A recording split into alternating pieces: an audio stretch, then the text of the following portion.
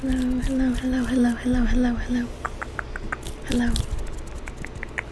So for today's video, I am going to read a story. I recently got these books. It's like a set. This one is Classic Horror Tales.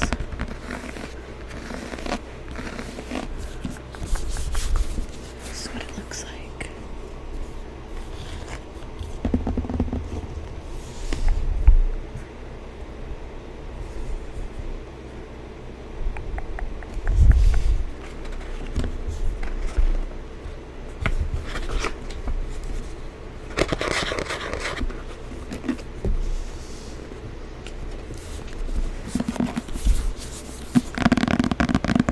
I don't know if they're actually scary. I haven't read any of them.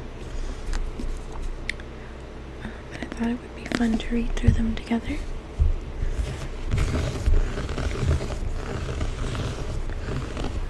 So sit back, relax, and let me tell you a story. Okay, so I'm just gonna go with in order. Maybe I can make it a series and we can read through the book together. Tell you bedtime stories.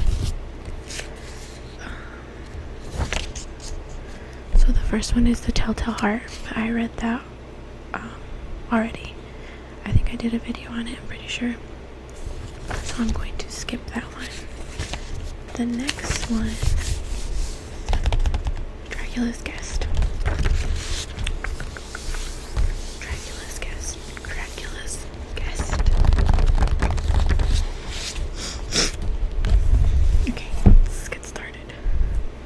So I just got this shirt. I love the sleeves. They're so much fun. Okay. It's Dracula's Guest by Bram Stoker.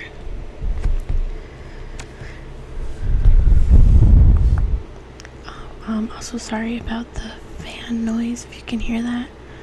I have the air conditioning on. I turned it off for because I'm filming a couple videos today. I turned it off for 2 of them, but it's just crazy hot in here. I can't take it anymore. So I hope it's just relaxing background noise. Okay, so Dracula's Guest. When we started for our drive, the sun was shining brightly on Munich, and the air was full of the joyousness of early summer. Just as we were about to depart, Herr Delbruck, the maitre d' hotel of the Quatre Saisons, where I was staying. Sorry if I mispronounce things. There's some words in French here, I guess. I don't know. Down bareheaded to the carriage, and after wishing me a pleasant drive, said to the coachman, still holding his hand on the handle of the carriage door, "Remember, you are back by nightfall. The sky looks bright, but there is a shiver in the north wind that says there may be a sudden storm. But I am sure you will not be late." Here he smiled, and added, "For you know what night it is." Johann answered with an emphatic "Ja, mein Herr," and touching his hat, drove off quickly. When we had cleared the town, I said, after signaling to him to stop, "Tell me, Johann, what is tonight?" He crossed himself as he answered laconically, "Walpurgis Nacht." Then he took out his watch, a great old-fashioned German silver thing as big as a turnip, and looked at it, with his eyebrows gathered together and a little impatient shrug of his shoulders. I realized that this was his way of respectfully protesting against the unnecessary delay, and sank back in the carriage, merely motioning him to proceed. He started off rapidly, as if to make up for lost time. Every now and then the horses seemed to throw up their heads and sniffed the air suspiciously. On such occasions I often looked round in alarm. The road was pretty bleak, for we were traversing a sort of high wind-swept plateau. As we drove, I saw a road that looked but little used, and which seems to dip through a little winding valley. It looked so inviting that, even at the risk of offending him, I called Johann to stop, and when he had pulled up, I told him I would like to drive down that road. He made all sorts of excuses and frequently crossed himself as he spoke. This somewhat piqued my curiosity, so I asked him various questions. He answered fencingly and repeatedly looked at his watch in protest. Finally I said, "Well, Johann, I want to go down this road. I shall not ask you to come unless you like, but tell me why you do not like to go. That is all I ask." For answer, he seemed to throw himself off the box, so quickly did he reach the ground. Then he stretched out his hands appealingly to me and implored me not to go. There was just enough of English mixed with the German for me to understand the drift of his talk. He seemed always just about to tell me something, the very idea of which evidently frightened him. But each time he pulled himself up, saying, as he crossed himself, "Walpurgis Nacht." I tried to argue with him, but it was difficult to argue with a man when I did not know his language. The advantage certainly rested with him, for although he began to speak in English, of a very crude and broken kind, he always got excited and broke into his native tongue. And every time he did so, he looked at his watch. Then the horses became restless and sniffed the air. At this he grew very pale and looked around in a frightened way. He suddenly jumped forward, took them by the bridles, and led them on some 20 feet. I followed and asked why he had done this. For answer, he crossed himself, pointed to the spot we had left, and drew his carriage in the direction of the other road, indicating across, and said, first in German, then in English, "Buried him what killed themselves." I remembered the old custom of burying suicides at crossroads. Ah, I see, a suicide. How interesting. But for the life of me I could not make out why the horses were frightened. Whilst we were talking, we heard a sort of sound between a yelp and a bark. It was far away, but the horses got very restless, and it took Johann all his time to quiet them. He was pale and said, "It sounds like a wolf, but yet there are no wolves here now." "No," I said, questioning him. "Isn't it long since the wolves were so near the city?"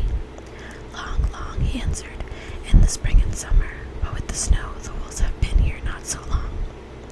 Whilst he was petting the horses and trying to quiet them, dark clouds drifted rapidly across the sky. The sunshine passed away, and a breath of cold wind seemed to drift past us. It was only a breath, however, and more in the nature of warning than a fact, for the sun came out brightly again. Johann looked under his lifted hand at the horizon and said, "The storm of snow, he comes before a long time." Then he looked at his watch again, and straightway, holding his reins firmly, for the horses were still pawing the ground restlessly and shaking their heads, he climbed to his box as though the time had come for proceeding on our journey. I felt a little obstinate and did not at once get into the carriage. "Tell me," I said, "about this place where the road leads," and I pointed down.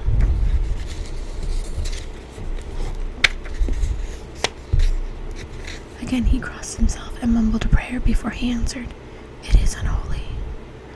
"What is unholy?" I inquired. "The village." "Then there is a village?" No one lives there hundreds of years." My curiosity was piqued. "But you said there was a village." "There was." "Where is it now?" Whereupon he burst into a long story in German and English, so mixed up that I could not quite understand exactly what he said, but roughly I gathered that long ago, hundreds of years, men had died there, and had been buried in their graves, and sounds were heard under their clay, and when the graves were opened, men and women were found rosy with life, and their mouths red with blood, and so in haste to save their lives, aye, and their souls, and there he crossed himself. Those who were left fled away to other places where the living lived, and the dead were dead, and not something. He was evidently afraid to speak the words. As he proceeded with his narration, he grew more and more excited. It seemed as if his imagination had got hold of him, and he ended in a perfect paroxysm of fear, white-faced, perspiring, trembling, and looking round him, as if expecting that some dreadful presence would manifest itself there in the bright sunshine on the open plain. Finally, in an agony of desperation, he cried, "Walpurgis Nacht," and pointed to the carriage for me to get in. All my English blood rose at this, and standing back, I said, "You are afraid, Johann, you are afraid. Go home, I shall return alone. The walk will do me good." The carriage door was open. I took from the seat my oak walking stick, which I always carry on my holiday excursions, and closed the door, pointing back to Munich, and said, "Go home, Johann. Walpurgis Nacht doesn't concern Englishmen." The horses were now more restive than ever, and Johann was trying to hold them in, while excitedly imploring me not to do anything so foolish. I pitied the poor fellow. He was deeply in earnest, but all the same I could not help laughing. His English was quite gone now. In his anxiety he had forgotten that his only means of making me understand was to talk my language, so he jabbered away in his native German. It began to be a little tedious. After giving me direction home, I turned to go down the crossroad into the valley. With a despairing gesture, Johann turned his horses towards Munich. I leaned on my stick and looked after him. He went slowly along the road for a while. Then there came over the crest of the hill a man, tall and thin. I could see so much in the distance. When he drew near the horses, they began to jump and kick about, then to scream with terror. Johann could not hold them in. They bolted down the road, running away madly. I watched them out of sight, then looked for the stranger, but I found that he too was gone. With a light heart, I turned down the side road through the deepening valley to which Johann had objected. There was not the slightest reason that I could see for his objection, and I dare say I tramped for a couple of hours without thinking of time or distance, and certainly without seeing a person or house. So far as the place was concerned, it was desolation itself, but I did not notice this particularly till, on turning a bend in the road, I came upon a scattered fringe of wood. Then I recognized that I had been impressed unconsciously by the desolation of the region through which I had passed. I sat down to rest myself and began to look around. It struck me that it was considerably colder than it had been at the commencement of my walk. A sort of sighing sound seemed to be around me, with now and then, high overhead, a sort of muffled roar. Looking upwards, I noticed that great thick clouds were drifting rapidly across the sky from north to south at a great height. There were signs of coming storm in some lofty stratum of the air.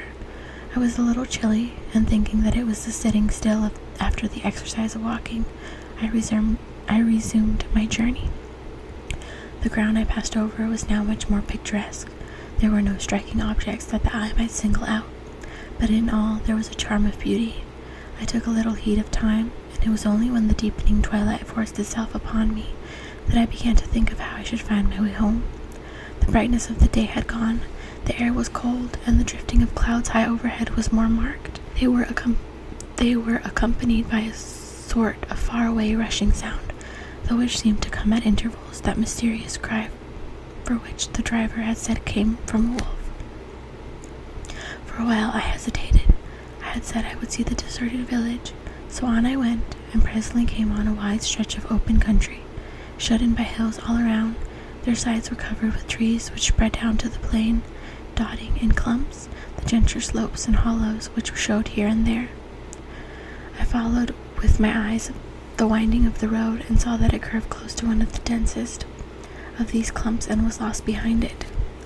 As I looked, there came a cold shiver in the air, and the snow began to fall. I thought of the miles and miles of bleak country I had passed, and then hurried on to seek the shelter of the wood in front. Intermission, so I can drink water because my throat works.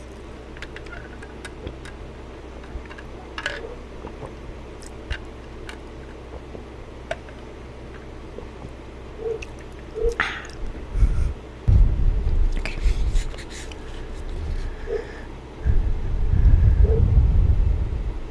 Darker and darker grew the sky, and faster and heavier fell the snow, till the earth before and around me was a glistening white carpet, the further edge of which lost in misty vagueness. The road was here but crude, and while on the level its boundaries were not so marked as when it passed through the cuttings, and in a little while I found that I must have strayed from it, for I missed underfoot the hard surface, and my feet sank deeper in the grass and moss. Then the wind grew stronger, and till I was fain to run before it. The air became icy cold, and in spite of my exercise, I began to suffer. The snow was now falling so thickly and whirling around me in such rapid eddies that I could hardly keep my eyes open. Every now and then the heavens were torn asunder by vivid lightning, and in the flashes I could see ahead of me a great mass of trees, chiefly yew and cypress, all heavily coated with snow. I was soon amongst the shelter of the trees, and there, in comparative silence, I could hear the rush of the wind high overhead. Presently the blackness of the storm had become merged with the darkness of the night. By and by the storm seemed to be passing away. It now only came in fierce puffs or blasts. At such moments the weird sound of the wolf appeared to be echoed by many similar sounds around me. Now and again, through the black mass of drifting cloud, came a straggling ray of moonlight which lit up the expanse, and showed me that I was at the edge of a dense mass of cypress and yew trees. As the snow had ceased to fall, I walked out from the shelter and began to investigate more closely. It appeared to me that among so many old foundations as I had passed, there might still be standing a house in which, though in ruins, I could find some sort of shelter in for a while. As I skirted the edge of the copse, I found that a low wall encircled it, and following this I presently found an opening. Here the cypresses formed an alley leading up to a square mass of some kind of building. Just as I caught sight of this, however, the drifting clouds obscured the moon, and I passed up the path in darkness. The wind must have grown colder, for I felt myself shiver as I walked, but there was hope of shelter, and I groped my way blindly on. I stopped, for there was a sudden stillness. The storm had passed, and perhaps in sympathy with nature's silence, my heart seemed to cease to beat. But this was only momentarily, for suddenly the moonlight broke through the clouds, showing me that I was in a graveyard, and that the square object before me was a great, massive tomb of marble, as white as the snow that lay on and all around it. With the moonlight there came a fierce sigh of the storm, which appeared to resume its course with a long, long howl, as of many dogs or wolves. I was awed and shocked, and felt the cold perceptibly grow upon me till it seemed to rip me by the heart. Then, while the flood of moonlight still fell on the marble tomb, the storm gave further evidence of renewing, as though it was returning on its track. Impelled by some sort of fascination, I approached the sepulchre to see what it was, and why such a thing stood alone in such a place. I walked around it, and read over the Doric door in German, Countess Dollingen of Gratz in Syria, sought and found dead, 1801. On the top of the tomb, seemingly driven through the solid marble, for the structure was composed of a few vast blocks of stone, was a great iron spike or stake. On going to the back I saw, graven in great Russian letters, "The dead travel fast." There was something so weird and uncanny about the whole thing that it gave me a turn and made me feel quite faint. I began to wish for the first time that I had taken Johann's advice. Here a thought struck me, which came under almost mysterious circumstances and with a terrible shock. This was Walpurgis night,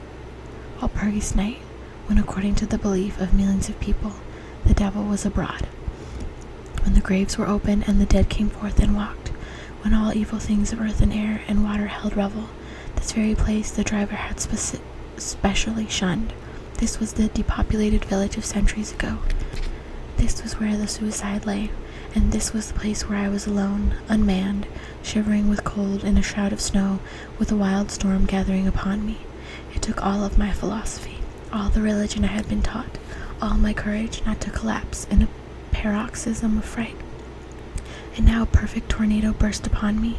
The ground shook as though thousands of horses thundered across it, and this time the storm bore on its icy wings not snow, but great hailstones, which drove with such violence that they might have come from the throngs of Balearic slingers, hailstones that beat down leaf and branch, and made the shelter of the cypresses of no more avail than through their stems were standing corn. At the first I had rushed to the nearest tree, but I was soon fain to leave it and seek the only spot that seemed to afford refuge, the deep Doric doorway of the marble tomb. There, crouching against the massive bronze door, I gained a certain amount of protection from the beating of the hailstones, for now they only drove against me as they ricocheted from the ground into the side of the marble. As I leaned against the door, it moved slightly and opened inwards. The shelter of even a tomb was welcome in that pitiless tempest, and I was about to enter it when there came a flash of forked lightning that lit up the whole expanse of the heavens. In the instant, as I am a living man, I saw, as my eyes were turned into the darkness of the tomb, a beautiful woman, with rounded cheeks and red lips, seemingly sleeping on a bier. As the thunder broke overhead, I was grasped as by the hand of a giant and hurled into the storm. The whole thing was so sudden that before I could realize the shock, moral as well as physical, I found the hailstones beating me down. At the same time, I had a strange, dominating feeling that I was not alone. I looked towards the tomb. Just then there came another blinding flash, which seemed to strike the iron stake that surmounted the tomb, and to pour through the earth, blasting and crumbling the marble. As in a burst of flame, the dead woman rose for a moment of agony, while she was lapped in the flame, and her bitter scream of pain was drowned in the thunderclash. The last thing I heard was this mingling of dreadful sound, as again I was seized in the giant grasp and dragged away, while the hailstones beat on me and the air around seemed reverberant with the hollowing of wolves. The last thing that I remember was a vague, white moving mass, as if all the graves around me had sent out the phantoms of their sheeted dead, and that they were closing in on me through the white cloudiness of the driving hail. Gradually there came a sort of vague beginning of consciousness, then a sense of weariness that was dreadful. For a time I remembered nothing, but slowly my senses returned. My feet seemed positively racked with pain, yet I could not move them. They seemed to be numbed. There was an icy feeling at the back of my neck and all down my spine and my ears, like my feet were dead, yet in torment. But there was in my breast a sense of warmth which was, by comparison, delicious. It was as a nightmare, a physical nightmare, if one may use such an expression, for some heavy weight on my chest made it difficult for me to breathe. This period of semi-lethargy seemed to remain a long time, and as it faded away, I must have slept or swooned. Then came a sort of loathing, like the first stage of seasickness, and a wild desire to be free from something, I knew not what. A vast stillness enveloped me, as though all the world were asleep or dead, only broken by the low panting of some animal close to me. I felt a warm rasping at my throat. Then came a consciousness of the awful truth, which chilled me to the heart and sent the blood surging up through my brain. Some great animal was lying on me and now licking my throat. I feared to stir, for some instinct of brute bade me lie still. But the brute seemed to realize that there was now some change in me, for it raised its head. Through my eyelashes I saw above me the two great flaming eyes of a gigantic wolf. Its sharp white teeth gleamed in the gaping red mouth, and I could feel its hot breath, fierce and acrid, upon me. For another spell of time I remembered no more. Then I became conscious of a low growl, followed by a yelp renewed again and again. Then, seemingly very far away, I heard a hallow, hallow, as of many voices calling in unison. Cautiously I raised my head and looked in the direction whence the sound came, but the cemetery blocked my view. The wolf still continued to yelp in a strange way, and a red glare began to move round the grove of cypresses, as though following the sound. As the voices drew closer, the wolf yelped faster and louder. I feared to make either sound or motion. Nearer came the red glow over the white pall, which stretched into the darkness around me. Then all at once from beyond the trees there came at a trot a troop of horsemen bearing torches. The wolf rose from my breast and made for the cemetery. I saw one of the horsemen, soldiers by their caps and their long military cloaks, raise his carbine and take aim. A companion knocked up his arm, and I heard the ball whiz over my head. He had evidently taken my body for that of the wolf. Another sighted the animal as it slunk away, and a shot followed. Then at a gallop the troop rode forward, some towards me, others following the wolf, as it disappeared amongst the snow-clad cypresses. As they drew nearer, I tried to move, but was powerless, although I could see and hear all that went on around me. 2 or 3 of the soldiers jumped from their horses and knelt beside me. One of them raised my head and placed his hand over my heart. "Good news, comrades," he cried. "His heart still beats." Then some brandy was poured down my throat. It put vigor into me, and I was able to open my eyes fully and look around. Lights and shadows were moving among the trees, and I heard men call to one another. They grew together, uttering frightened exclamations, and the lights flashed as the others came pouring out of the cemetery pell-mell like men possessed. When the further ones came close to us, those who were around me asked them eagerly,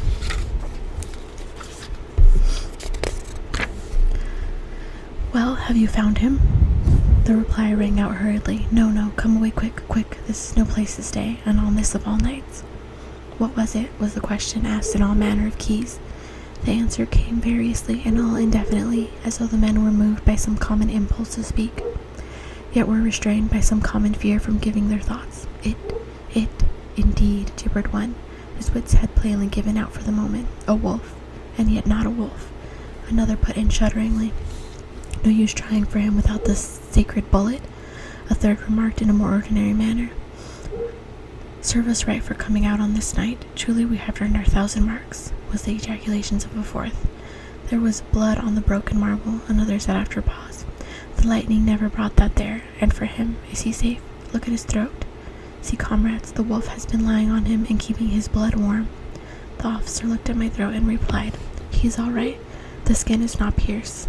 "What does it all mean? We should never have found him but for the yelping of the wolf." "What became of it?" asked the man who was holding up my head, and who seemed the least panic-stricken of the party, for his hands were steady and without tremor. On his sleeve was the chevron of a petty officer. "It went to its home," answered the man, whose long face was pallid, and who actually shook with terror as he glanced around him fearfully. "There are graves enough there in which it may lie. Come, comrades, come quickly. Let us leave this cursed spot." The officer raised me to a sitting posture as he uttered a word of command. Then several men placed me upon a horse.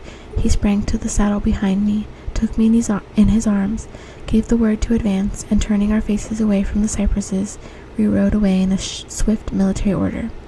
As yet my tongue refused its office, and I was perforce silent. I must have fallen asleep, for the next thing I remember was finding myself standing up, supported by a soldier on each side of me. It was almost broad daylight, and to the north a red streak of sunlight was reflected, like a path of blood over the wastes of snow.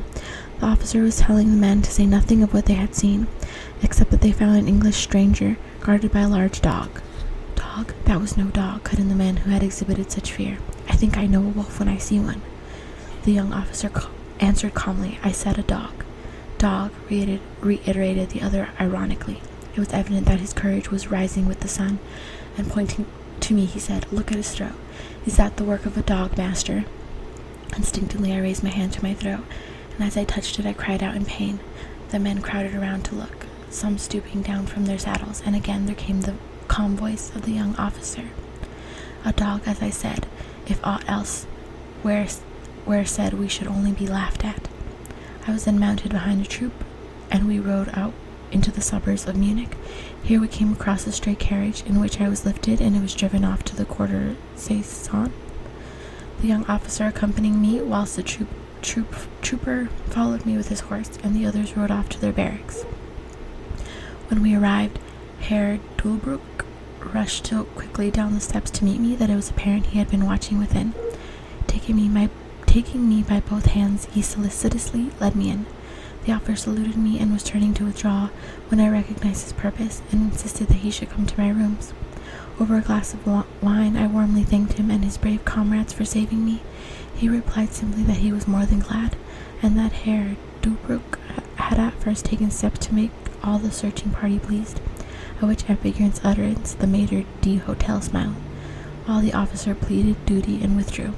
But Herr Dulbruck inquired, how and why was it that the soldiers searched for me?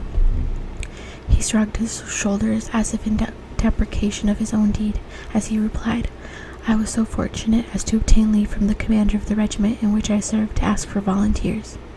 "But how did you know I was lost?" I asked. "The driver came hither with the remains of his carriage, which had been upset when the horses ran away."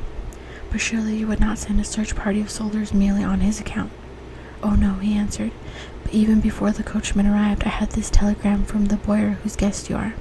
And he took from his pocket a telegram, which he handed to me, and I read, "Bisritz, be careful of my guest. His safety is most precious to me. Should aught happen to him, or if he be missed, spare nothing to find him and ensure his safety. He is English, and therefore adventurous. There are often dangers from snow and wolves at night. Lose not a moment if you suspect harm to him. I answer your zeal with my fortune. Dracula.